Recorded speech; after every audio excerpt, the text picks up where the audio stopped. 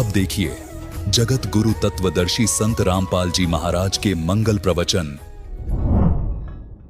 वो भगवान जो आया था उसने क्या बताया कि मेरे सकल और निष्कल भेद से दो रूप हैं, परंतु और ईश्वर नहीं। इस कारण से उनके दो रूप नहीं हो सकते। पहला सतम रूप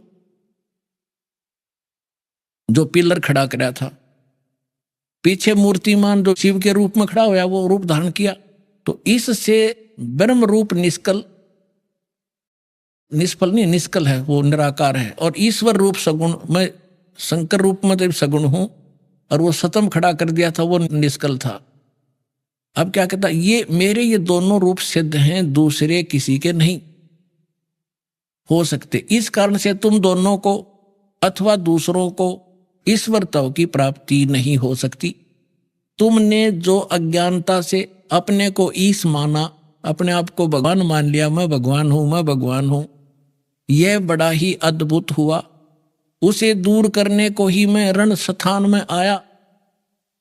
अब तुम अपना अभिमान त्याग कर मुझ ईश्वर में अपनी बुद्धि लगाओ। मेरे प्रसाद से लोक में सब अर्थ प्रकाश करते हैं। एक तो यह सिद्ध हो गया कि ब्रह्मा विष्णु और शिव जी ये भगवान नहीं। या अब तक तो ब्रह्मा और विष्णु के बारे में इसने कहा है कि तुम ईश नहीं हो, तुम भगवान नहीं हो। तुमने अपने आप को गलती से अपने आप को भगवान मान लिया। आगे देखो, आगे ये क्या कहता है, मैं ही परब्रह्म हूं और मेरा ही कल और अकल रूप है। ब्रह्म होने से मैं ईश्वर हूं, अनुग्रह आदि का मेरा कर्तव्य है। यहां फिर बताया है, और जगत के वर्धक होने से मैं ब्रह्मा हूं। हे ब्रह्म केशव, समतव और व्यापक होने से मैं आत्मा हूं। मैं इस सब का ईश हूं, मैं सब का ईश हूं, ये सब मेरा है और तुम भगवान नहीं हो। तुमने जो अज्ञानता से अपने को ईश माना, ये बड़ा ही अद्भुत हुआ। इसके दूर करने के अर्थ करने को ही मैं रण स्थान में आया। अब यहां कह रहा है कि मैं इस सब का ईश्वर हूं और ये सब मेरा है, मेरे सिवाय किसी दूसरे का नहीं है। प्रथम तो ब्रह्म तो ज्ञान के निमित्त निष्कल ब्रह्म का प्रादुर्भाव हुआ, यानी इसने खंभा खड़ा किया। फिर इसमें मैं ज्ञात स्वरूप हूं और पीछे प्रगट दर्शन देने के निमित्त साक्षात ईश्वर तत्क्षण में सगुण रूप हुआ हूं। अब मैं तेरे सामने खड़ा हूं। अब यहां देखिए पुण्यात्मा, अब ये इनको समझा रहा है ब्रह्मा विष्णु महेश। ब्रह्मा और विष्णु फिर इससे प्रश्न करते हैं, ज्ञान सुने हैं, फिर ये क्या बतावा है। देख लो ये क्या कहता है ब्रह्मा और विष्णु को, पुत्रो, हे पुत्रो, यह कृत आपने तब से प्राप्त किए हैं। ब्रह्मा और विष्णु ने जो कृत यानी जो पोस्ट प्राप्त की है, ब्रह्मा की पदवी, विष्णु शिव की पदवी, तुमने तपस्या करी और फिर मैंने खुश होकर तुम्हें ब्रह्मा के पद पर बना बिठा दिया, इसको विष्णु पद बना दे दिया। ये देखिए, हे पुत्रो, यह कृत यानी जैसे उत्पत्ति और सतीथि का, यह कृत आपने तब से प्राप्त किए हैं जो कि सृष्टि, उत्पत्ति और पालन कहता है, सो मैंने प्रसन्न होकर तुम्हें दिए हैं। इसी प्रकार दूसरे दो कृत रुद्र और महेश्वर को प्रदान किए हैं। अब दो तो ये ब्रह्मा और विष्णु हो गए, दो पुत्र, और दो ये बता दिया रुद्र और महेश, इनको भी कहते, ये भी चार हो गए। और बोलनी आयु 5 माह है। अब दास ये सिद्ध करना चाहता था कि ये जो ब्रह्मा विष्णु महेश का जो पिता है, ये कहता है तुम भगवान नहीं हो, मैं भगवान हूं। और सूक्ष्म वेद में ये कहा है, ये मुल्ला माया मग में बैठी हंसा चुन चुन खाई, ये ज्योत स्वरूपी कहे निरंजन में ही करता भाई। एक न करता दो ना करता नौ ठहराए भाई, 10वां भी धुंधर में मिल जा सत कबीर दुहाई। अब क्या बताया है कि ये तो कह रहा तुम भगवान नहीं हो, मैं करता हूं। और सूक्ष्म वेद में कहा कि निरंजन निश्चय भया, उसको करता मत जान, वो मालिक नहीं है। लेकिन इन मैं यूं अपने आप को ये भगवान सिद्ध करा और कह रहा कि तुम भगवान नहीं हो। हम तो इस ब्रह्म नबी छोड़ विष्णु और शंकर को भगवान मान रहे थे, और ये इनको रिजेक्ट करा। हमारे पुराण ही बता रहे हैं कि ये भगवान नहीं है। अब जो प्रश्न इसमें सिद्ध करना चाहे दास, क्योंकि आज का जो विषय है कि वो साधना कौन सी है जिससे मोक्ष होगा, और किस किस ने प्राप्त हुआ, और कहां प्रमाण है, इतनी सी बात है। फिर सारा सुलझ जाएगी कहानी। तो अब जो दास सिद्ध कर रहा है कि हमारे आज तक के जितने एथेंटिक सदग्रंथ है, और उन्हीं में से कुछ अंश इन्होंने अपना अनुभव पुराणों में लिखा है, तो पुराण भी साथ लेंगे हम कि उन पुराणों में भी उसका जहां हमारे सदग्रंथों का विवरण है और उसमें भी वर्णित है, तो उसे भी सहयोग मिलेगा अपने को। इसमें क्या सहयोग मिला कि एक तो ब्रह्मा विष्णु महेश भगवान नहीं, इनका पिता इनसे पांचवा न्यारा है, और ये परमात्मा नहीं है, ये भगवान नहीं है, ये मालिक नहीं है। फिर ये ओम मंत्र है किसका, ये देखिएगा। यहां अब हम आगे 19 पृष्ठ पे, और विद्वेश्वर संहिता भाग 1 अध्याय 10 में आगे हम यहां से शुरू करते हैं। इस कारण उस ज्ञान की सिद्धि के निमित्त ओंकार नामक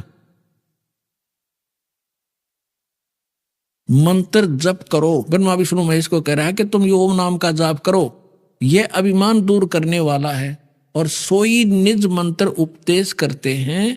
यह ओंकार मेरे मुख से उत्पन्न होने से, ये काल कह रहा है ब्रह्म, मेरे मुख से उत्पन्न होने से मेरे ही स्वरूप का बोधक है, रूप का बोधक है, और ये महामंगल करने वाला है। यह वाचक है, मैं वाच्य हूं। यह मंत्र मेरा आत्मा है, इसके स्मरण से मेरा स्मरण होता है। ब्रह्मा विष्णु महेश का पिता है ये ब्रह्म, मेरा स्मरण होता है। ओम का उत्तर की ओर के मुख से अकार उत्पन्न हुआ, पश्चिम के मुख से उकार, दक्षिण के मुख से मकार, और पूर्व के मुख से बिंदु, और मध्य के मुख से नाद उत्पन्न हुआ। इस प्रकार 5 प्रकार से यह निर्गत हुआ, वह सब एक होकर ओम ऐसा एक अक्षर हो जाता है। अब हम आते हैं श्रीमद् भगवत गीता अध्याय नंबर 8 के श्लोक नंबर 13 पे। उसमें लिखा कि ओम इति एकाक्षरम ब्रह्म व्यवहारण माम अनुसमरण ये परियाति तजन देहम सयाति परमाम गतिम। मुझ ब्रह्म का एक केवल ओम अक्षर है, इति नथिंग एल्स ओनली, और अंतिम सांस तक सिमरन करता हुआ शरीर छोड़कर जाता, वो परम गति को प्राप्त होता। कौन सी? इस ओम से मिलने वाली परम गति। अब यहां सिद्ध हो गया कि ये खुद कहता है कि इन सब से मिलकर अकार उकार मकार बिंदु से मिलकर ये एक ओम अक्षर हो गया, सिद्ध हुआ। और ये गीता में लिखा कि ओम इति एक अक्षरम, ये ओम एक अक्षर माम ब्रह्म मुझ ब्रह्म का है, और ये खुद कहता है मेरा ये एक मंत्र है और मेरे ही बोधक है, मेरा ही जाप करने का है। और पुण्यात्माओं जो ये हमें मूर्ख बनाते हैं, ओम नमः शिवाय कहते ये 5 अक्षरों का बन गया, इसमें कहीं भी मूल संस्कृत में ये ओम नमः शिवाय इस पुराण में भी नहीं लिखा, और ना यह अनुवादकर्ता ने अनुवाद किया है इस पुराण में। गीता प्रेस गोरखपुर से अनुवादित है सचित्र मोटा टाइप शिव पुराण में, अनुवादकर्ता ने अलग राइटिंग में लिखा है ओम नमः शिवाय यू है 5 मंत्र का, और इसमें स्पष्ट लिखा है अकार मकार उकार बिंदु और नाद से मिलकर ये 500 से अब से एक होकर ओंकार मंत्र हुआ, और ये अड़ा दिया वहां पर ओम नमः शिवाय बढ़ा दिया इसका। इसमें कोई ओम नमः शिवाय नहीं है, क्योंकि श्रीमद् भगवत गीता में और वेदों में जो मंत्र है वो शास्त्र अनुकूल साधना है, उसके अतिरिक्त कोई बनाता वो सत साधना नहीं है। अब ये प्रश्न हो गया कि ब्रह्म का ओम नाम जाप है इस गीता ज्ञानदाता का, वेद ज्ञानदाता का, और ये ब्रह्मा विष्णु महेश का पिता है। ये है कौन? ये खुद कहता मैं ब्रह्म हूं। अब इसका निष्कर्ष श्री देवी भागवत करेगी। एक समय राजा हिमालय को स्वयं ये देवी परमात्मा के बारे में ज्ञान प्रचार कर रही थी, तो उसने क्या बताया है कि दुर्गा कितना नॉलेज रखती है। वो कहती है केवल एक ब्रह्म है, ब्रह्म की पूजा करो, और ओम उसका मंत्र है। ओम के जाप से ब्रह्म लोक प्राप्ति कर जाओगे, तुम्हारा कल्याण हो। अब देखो, श्रीमद् देवी भागवत सचित्र मोटा टाइट, गीता प्रेस गोरखपुर से प्रकाशित है। संपादक हनुमान प्रसाद पोदार, चिमनलाल गोस्वामी, और ये यहां से प्रकाशित है और मुद्रित है, गीता प्रेस गोरखपुर से। इसके हम 562 पृष्ठ पर आपको ले चलते हैं।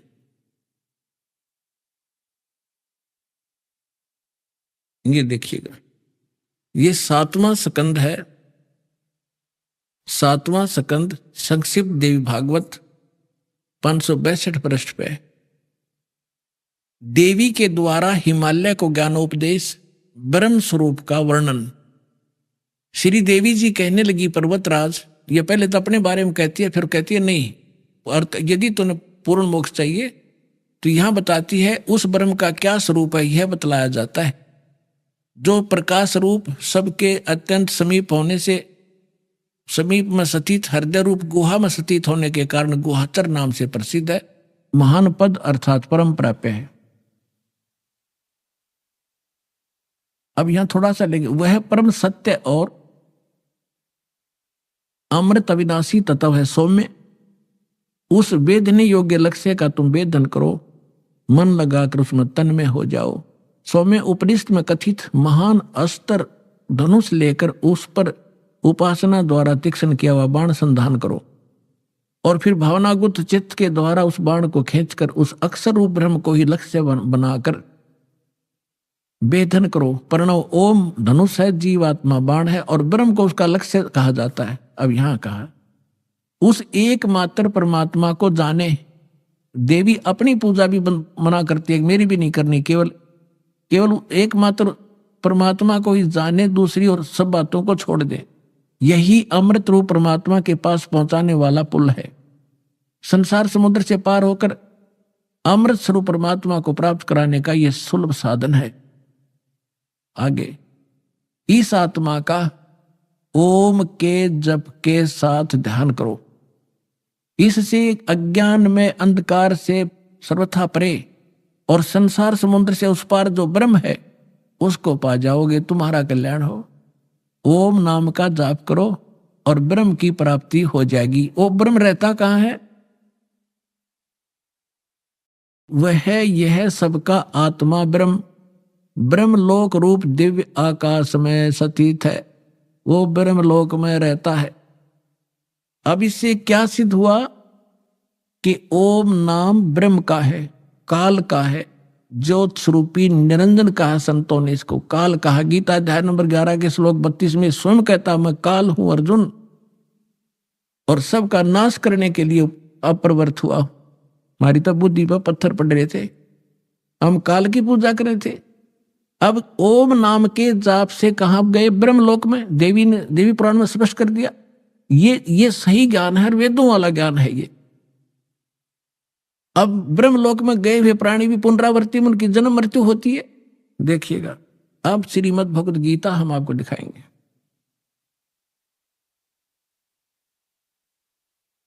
आठवें अध्याय का 13वां मंत्र, ये देखिएगा, ये है श्रीमद् भगवद गीता अध्याय नंबर 8 का और श्लोक नंबर 13 नीचे। इसमें ये गीता ज्ञानदाता ब्रह्म ही है, ब्रह्मा विष्णु महेश का पिता है ये। ओम इति एकाक्षरम ब्रह्म विहरण माम अनुसमरण ये प्रयाति तजन देहम सयाति परमाम गतिम। मुझ ब्रह्म का, ये है माम ब्रह्म, मुझ ब्रह्म का। ओम इति एकाक्षरम, केवल ये एक ओम अक्षर है, ये है, और उच्चारण करके सिमरण करता हुआ ये प्रयाति तजन देहम, जो शरीर छोड़कर जाता है, सयाति परमाम गति। ओम से मिलने वाली परम गति, इस ओम से मिलने वाली परम गति प्राप्त होती है। क्या होती है? ये सिद्ध हो गया कि ब्रह्म को प्राप्त हो गया, वो ब्रह्म लोक में रहता है, यानी ब्रह्म लोक प्राप्ति। गीता अध्याय नंबर 8 के श्लोक 16 में क्या कहा है? 8 के 16 में कहा कि अर्जुन, ब्रह्मलोक पर्यंत, ब्रह्मलोक तक सभी लोग पुनरावृत्ति में हैं। यहां देखो, पुनरावृत्ति का इन्होंने यहाँ आगे विवरण दिया है।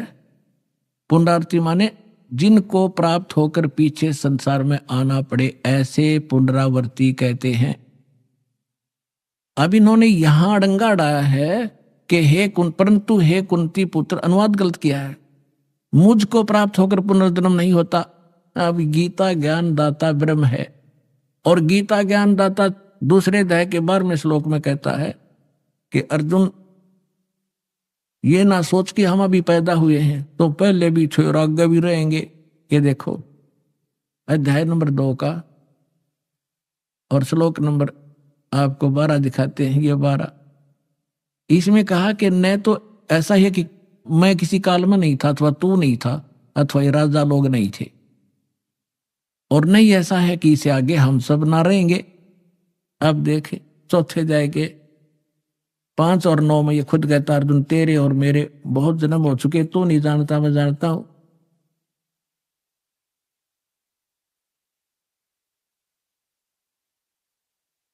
ये देखिएगा अध्याय नंबर 4 का और श्लोक नंबर श्रीमद् भगवद गीता श्लोक नंबर 5 में लिखा है। इसका अनुवाद यहां पर है।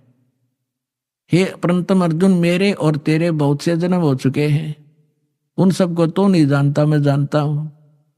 और 9 में कहा है कि मेरे जन्म और कर्म दिव्य हैं, अलौकिक हैं, यानी जन्म मृत्यु तो है ही। और 10वें अध्याय के दूसरे श्लोक में खुद कहता है कि मेरी उत्पत्ति को, ये खुद कहता है 10वें अध्याय के दूसरे श्लोक में कि मेरी उत्पत्ति को, अर्थात इसकी उत्पत्ति तो हुई है, ये देवता लोग नहीं जानते। ये ब्रह्मा विष्णु महेश इसके पुत्र हैं। ब्रह्मा विष्णु महेश से सारा संसार आगे इस आकार में हम जन्मे हैं। तो ब्रह्मा विष्णु महेश अपने पिता की उत्पत्ति कैसे जानेगा, और कैसे हम जान पाएंगे फिर अपने पिता की उत्पत्ति? तो दादा बतावेगा पिता की उत्पत्ति। तो उस दादा ने आगे बता रखी बाबा ने, कबीर भगवान ने, जो सबका जनक है, इन सब की उत्पत्ति बता रखी है। ये देखिएगा अध्याय नंबर 10 का श्लोक नंबर 2। अध्याय नंबर 10 और श्लोक नंबर 2, इसमें कहा कि मेरी उत्पत्ति को, मेरे प्रभाव में उत्पत्ति को, आगे कुछ भी कहें, न देवता लोग जानते हैं न महर्षि जन जानते हैं, क्योंकि मैं सब प्रकार से देवताओं का और महर्षियों का आदि कारण हूं। ये मेरे से जन्मे हैं, ये देवता और ये महर्षि, ये सभी मुझसे उत्पन्न हुए, ये इनका पिता है। अब इसे सिद्ध हो गया कि इसकी जन्म मृत्यु तो होती ही है, जन्म तो है ही। और ये खुद कहता है मेरे तेरे बहुत से जन्म हो चुके। और यहां जो अनुवाद इन्होंने किया 8वें अध्याय के 16वें श्लोक में कि ब्रह्मलोक पर्यंत सभी पुनरावृत्ति में है, परंतु मुझे प्राप्त होकर फिर पुनर्जन्म नहीं होता, ये कोई तुक बना? ये खुद ब्रह्मलोक में रहता है, ब्रह्मलोक में गए प्राणी जन्म मृत्यु मारे, ये स्पष्ट हो रहा। इसका अर्थ ये है कि अर्जुन, जो ये नहीं जानते कि मुझे प्राप्त का भी पुनर्जन्म होता है, वो मूर्ख ब्रह्मलोक की साधना करते हैं, और ब्रह्मलोक में गए हुए प्राणी भी फिर पुनरावृत्ति में होते हैं। इसका अर्थ ये बना है, इन्होंने गलत अनुवाद कर रखे। अब ये स्पष्ट हो गया कि श्रीमद् भगवद गीता और ये चारों पवित्र वेद, ये गॉड गिवन स्पिरिचुअल नॉलेज है, इनका एक जैसा इसके अंदर गुण धर्म है। और जो अन्य पुराण हैं वो वेदों से मेल खाते हैं तो नो प्रॉब्लम, वो तो ज्ञान वेदों वाला है, सही है। और फिर सूक्ष्म वेद इन सब से को मेल करेगा। अब इसमें कंप्लीट नॉलेज नहीं है। जैसे सूक्ष्म वेद के अंदर परमात्मा ने स्पष्ट लिखा हुआ है, जैसे सूक्ष्म वेद में कबीर परमेश्वर जी का एक शब्द है, करने नो दीदार महल में प्यारा है, और इस शब्द को लेकर पूरा राधा स्वामी पंथ अर्दी की गांठ लेकर पंसारी बन गया। और कहते हैं नकल में भी अकल की आवश्यकता होती है। इन्होंने वो मंत्र सिलेक्ट कर दिए इस ग्रंथ से, इस पवित्र अमृतवाणी से, जो 5 काल के जाप है, और जो मूल मंत्र इसके अंदर विद्वान वह छोड़ दिया जो दास आपको देता है। आपको इन राधा स्वामी वालों की ही पुस्तक से दिखाता हूं कि इन्होंने हल्दी की गांठ प्राप्त कर ली भगवान की वाणी से। और गरीबदास साहिब जी को परमात्मा ने यथार्थ ज्ञान दिया। उन्होंने अपनी अमृतवाणी में कहा है कि बेखों के लश्कर फिरे, ये बाणी चोर कठोर, और सतगुरु धाम ना पहुंचेंगे ये 84 के ठोर। परमात्मा की वाणी चुरा के कबीर साहिब की, और ये उसको अपने हिसाब से गलत सेट करके कहते हैं कभी सतलोक नहीं जा सकते ये, क्योंकि इनके पास कंप्लीट ज्ञान नहीं है। अब देखिएगा, यह है संत मत प्रकाश भाग 1।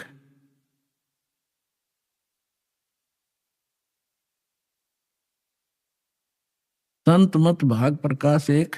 और इसके कौन है राइटर?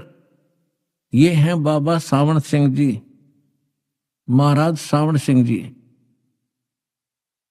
और कहां से ये छपा है?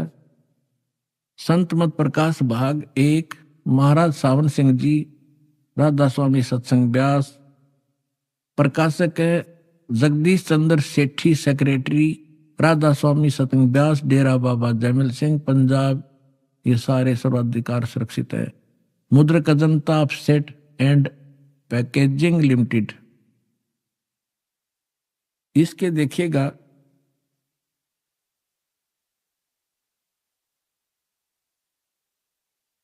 ये है परमात्मा की वाणी चुरा रखी इन्होंने, वाणी कबीर परमेश्वर की। ये सच्चिदानंद घन ब्रह्म की वाणी है। करने नो दीदार महल में प्यारा है, काम क्रोध मद लोभ विसारो, सील संतोष क्षमा सत धारो, मद मांस मिथ्या तज डारो, हो ज्ञान घोड़े असवार भरम से न्यारा है। दो तीन नेति बस्ती पाओ, आसन पदम युगत से लाओ, कुंभक कर रेचक करवाओ, पहले मूल सुधार कार्य हो सारा है।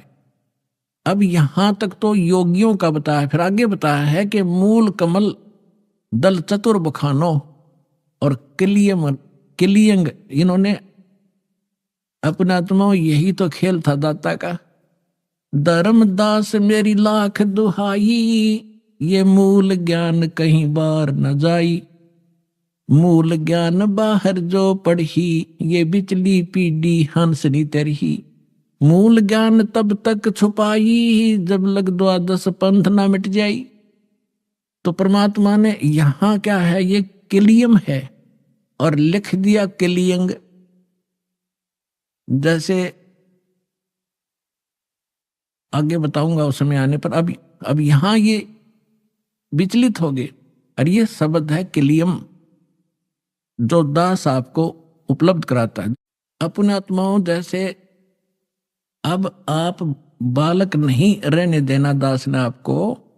जैसे पहले कहाँ सत्संग में जाते थे, 5-4 ये बात परमात्मा की वाणी ले लेते, या अपने हिसाब से सेटिंग कर लेते, बजले रे भगवान तेरा काम आवेगा, बजले रे भगवान तेरा काम आवेगा, ये गा के 5-4 बात और पाड़ का लापसी उठ जाया करते थे।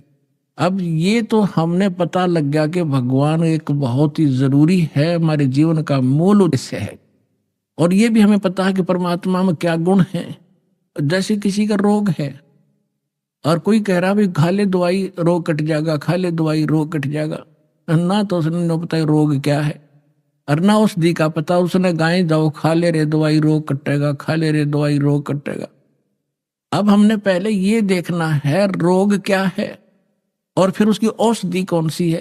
तो तब हम गीत गावन चाहे ना गाओ, फिर फांकी लगाओ, रोग कट जाएगा। अब सबसे पहले आपको ये विश्वास दिलाया जा रहा है कि कौन सी औषधि है जो इस रोग ने काटेगी। जग सारा रोग रे, जिन सतगुरु वैद न जाण्या, जग सारा रोग रे।